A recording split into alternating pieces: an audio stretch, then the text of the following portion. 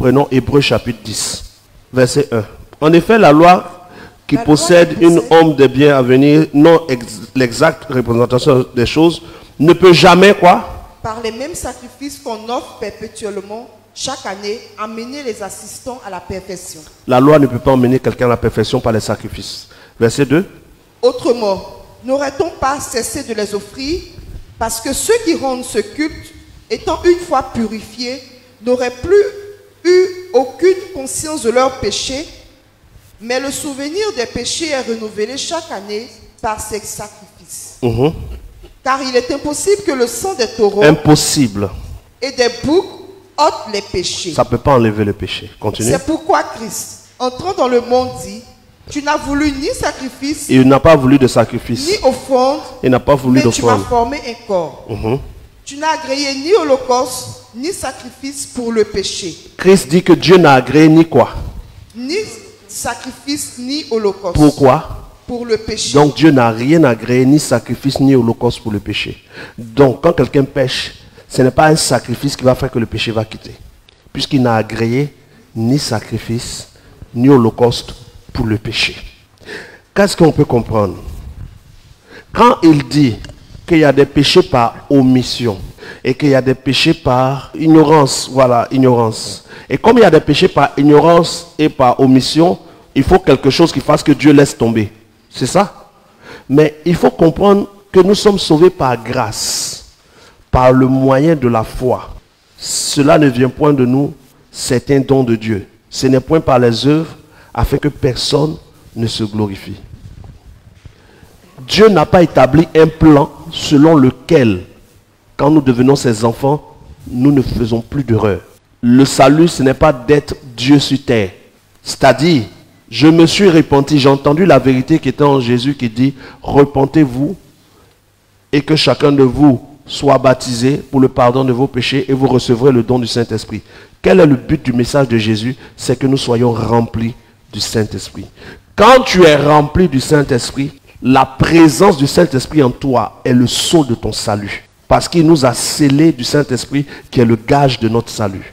Maintenant que le Saint-Esprit habite en toi, le Saint-Esprit va te convaincre de péché quand tu pêches. Il va te convaincre de justice quand ce que tu fais est juste. Il va te convaincre de jugement au cas où tu poses des actes qu'il ne faut pas. Homme de Dieu, s'il vous plaît, quand on dit le Saint-Esprit va te convaincre, qu'est-ce que ça veut dire? Parce qu'on veut vraiment comprendre.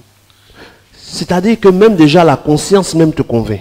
Ok. Il y a des choses toi-même quand tu veux faire, tu sais que c'est mauvais. Et puis quand tu veux insister quelque chose d'autre te fait savoir que c'est mauvais. Ils sont de une deux. Donc, ceux qui disent je ne sais pas comment reconnaître la commission de péché. Non, tu es convaincu. Quand tu finis même, tu sais que tu as mal fait. Il te donne de sentir que. Maintenant, quand il te fait sentir que tu as péché, tu te répands. C'est ça. Donc on comprendra que dans le Saint-Esprit, il n'y a pas de péché par omission. Parce qu'il convainc de péché. Ce que lui te reproche, il va te dire, il ne s'était pas. S'il ne t'a pas dit directement, il va permettre qu'on prêche ça, tu vas entendre. Ok.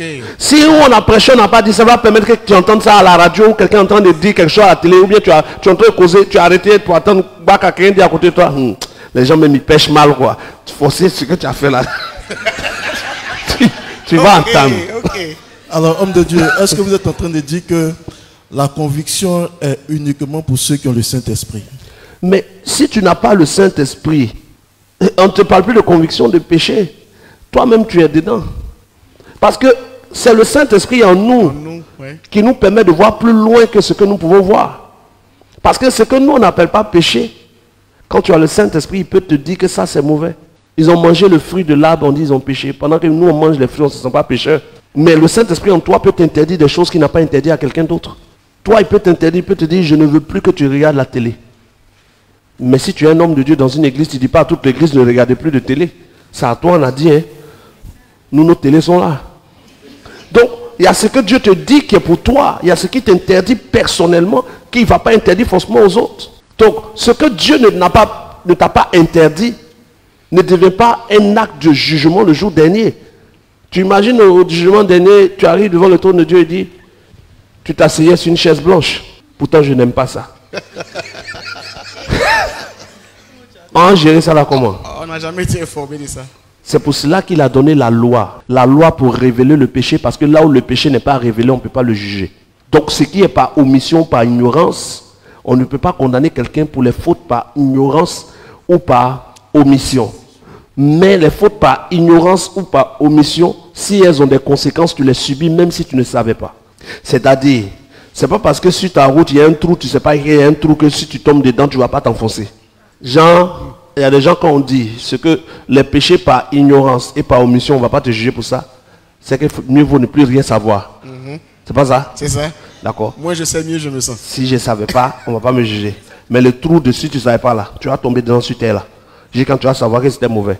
Ça veut dire que ce qui est par ignorance que tu ne sais pas, Dieu permet que tu le subisses pour que ça devienne toi-même un conseil. Toi-même, tu vas te prêcher pour dire ça là, c'est mauvais. Donc, tout péché que tu commets, sans savoir que c'était un péché, te crée un problème qui t'emmène à comprendre que c'est mauvais. Soit tu connais la loi de Dieu pour éviter, soit tu ne la connais pas, les circonstances te parlent.